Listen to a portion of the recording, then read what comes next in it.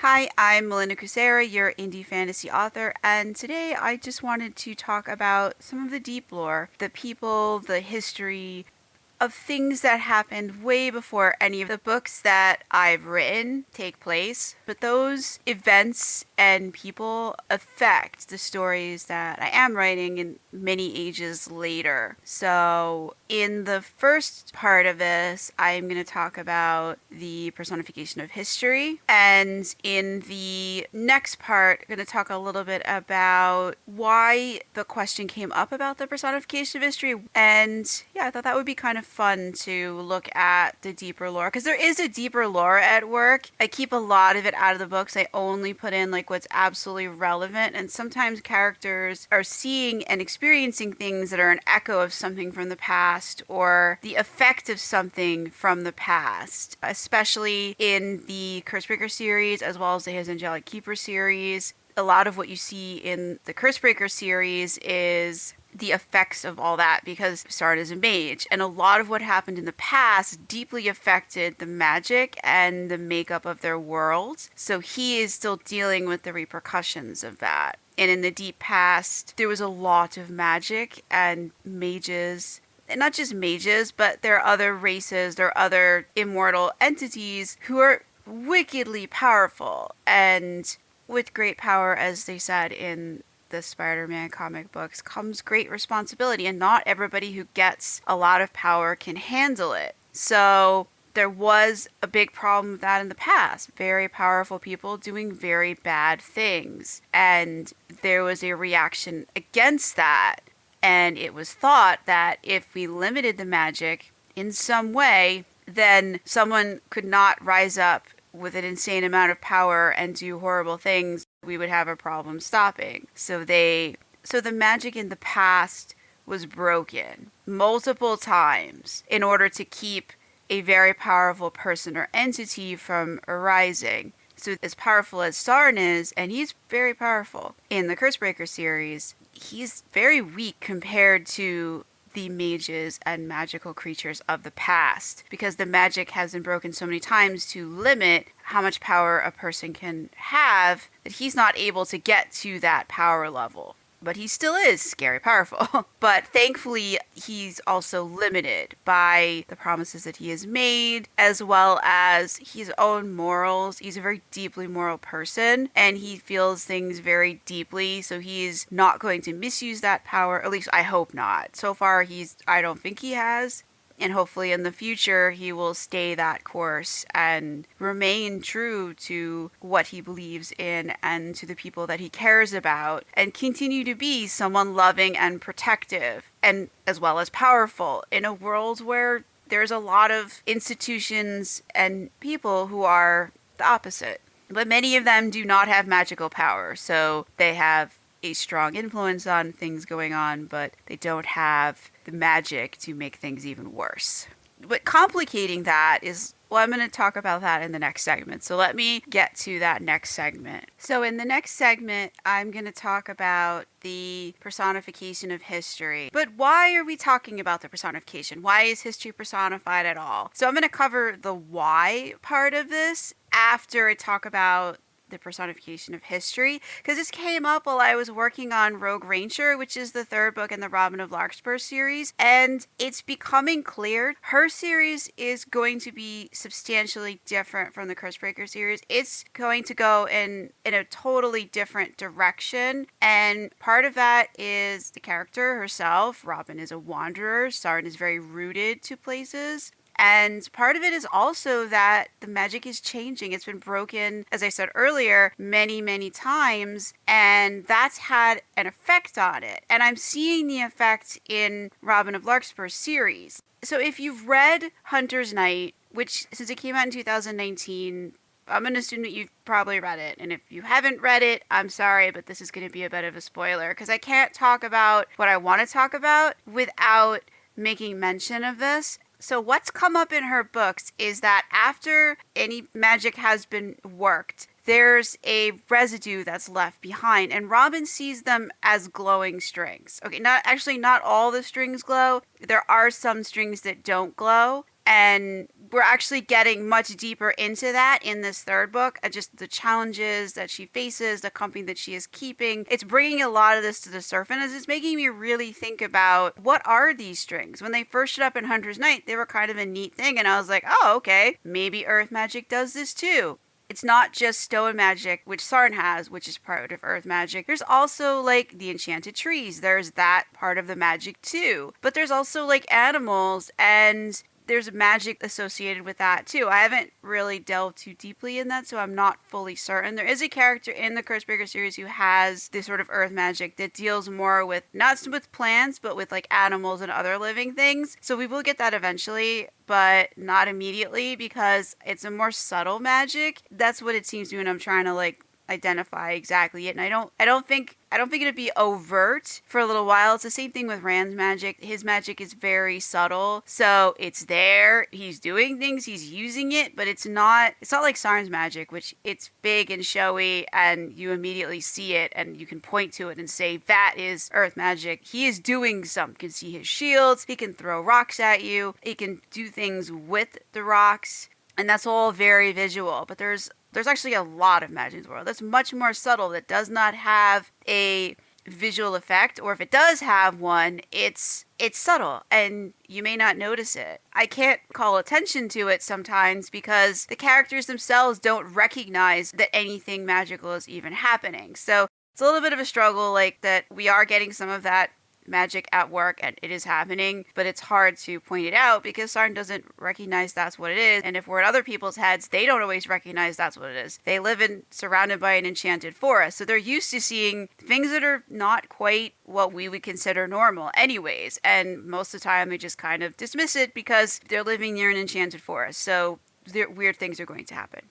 So to get back to the point of the program that I wanted to make today, so there's a long history of changes in this world that have had an effect, and because of the nature of the magic and the nature of this world, like history itself is personified. Like there is an actual like entity that represents it. And because if you think about it, history it's a human construct. It is something that is often written by the conqueror. It's not a true record of facts. It is what the conqueror says it is, what the victor says it is. If somebody else had won a war, then the history of that war would have been written very differently. So it's not like a true accounting of the past. So history is already subjective, even in our world. So since the nature of history is subjective, then there can be a personification of it, and there is in this world. And that personification is tied very closely to one of the three goddesses of time.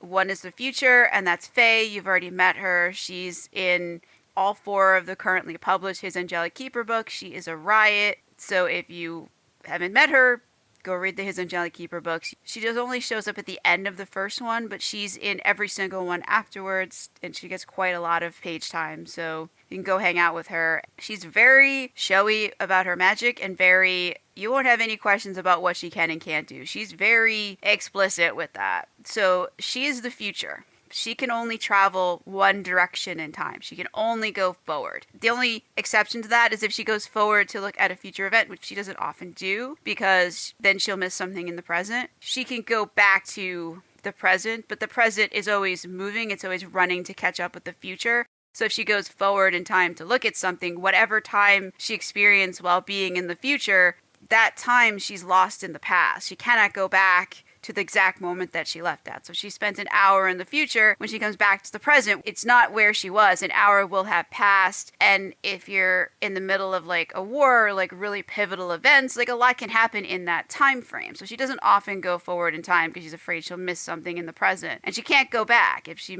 spent 3 days in the future and then came back and found out that all this crazy stuff happened while she was gone, she cannot go back in time to experience that or see what happened. She'll just have to find out from other people what she missed. If you read the His Angelic Keeper series, she makes frequent comments about it. She has kids who have some of her powers that do not care if they miss stuff in the present, who do go forward in time a lot, but she doesn't like to do that. So she is one. So that's the future. She has a sister who would be the goddess of the present moment. She cannot go backwards, she cannot go forwards. She can only be in the present. And I don't even know if she's still around. I have not seen her. She's not popped into any stories. She must be still around, but I don't know where she is or what she is doing, so we're just gonna ignore her for now. There is also the third sister, who is the past. And she is very much around, and she can go back in time.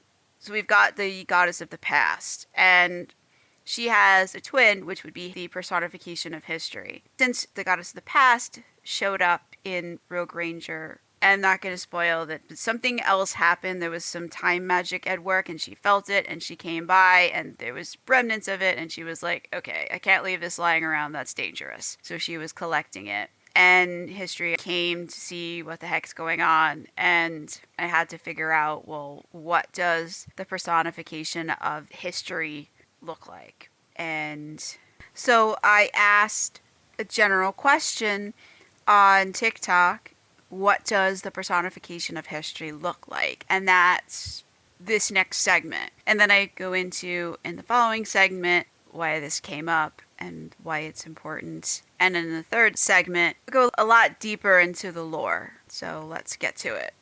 Why would the personification of history of any world have just one set look or identity or even gender? So this character's gonna be a shapeshifter. So that's gonna be interesting. Those are always the most challenging characters to write about, is ones that change every time you see them. Or do they change every time we see them? We'll have to see. We'll see how often this character pops up. There is history personified in the first place. When I first created the epic fantasy world that I write all my books in, it was really little, and only created one country and a couple of characters in it, and they just had wild adventures. But I was really little. I was a kid, so they had, kid adventures, and it was fun. And then when I was 13, I sat down and for some reason decided we needed to figure out, well, how did this world get this way? Why is the magic this way? What happened? Everything I'd learned up to that point was like, okay, there's the Romans and the Greek Egyptians and the Mesoamericans. Like, everybody had their gods, and then there was the Christian god over here, and that seemed really cool. So I was like, well, maybe this world had that too, and how would that have come about? So maybe their supreme being, god, whatever you want to call him, created the world and was like, I've got other things to do. Maybe there's some other supernatural evil, some nothingness. Yeah, I was little when I saw the Neverending Story. It had a really big impact on me. I love that movie. Total aside, moving back to the point. So maybe he created these pantheons. They screwed up, created a different one, asked to fix the other pantheon's mess, and maybe we went through a couple of iterations, and then he was like, that's it, you're done. I'm sending my angels. I'm just knocking all you pantheons down, and there's going to be me, and I'm going to put some angels in charge, and we're going to try and fix this thing. And that was how I had the cosmology of the fantasy world that I write in. But all that is like way deep back in history, and so I imagine that maybe there was a war, between the one god and the other pantheons that didn't want to be replaced, and some of those gods who are part of those pantheons may have decided, like, seeing the way the wind was blowing, or like, all right, maybe we should side with this creator god, and he's probably going to win this thing and stick around. And so I have some of those lesser gods still hanging around, and they wander in and out. There's one that's in my His Angelic Keeper series. She's a pretty major player, and I guess we're going to have some in my Robin of Larkspur series. So that's it. So that's a little bit about the deep lore behind the books that I write, and we'll do more in other videos, but I just wanted to start talking about it because it's becoming more necessary to show in the actual books as we get further along towards larger, more far-reaching events that are coming up in the storylines. Remember to like, follow, and also sign up for my newsletter. And if you want to read the special holiday issue that came out, that's posted on my blog at melindakucsera.com/blog. So check that out. That was a lot of fun. And we'll see you next time.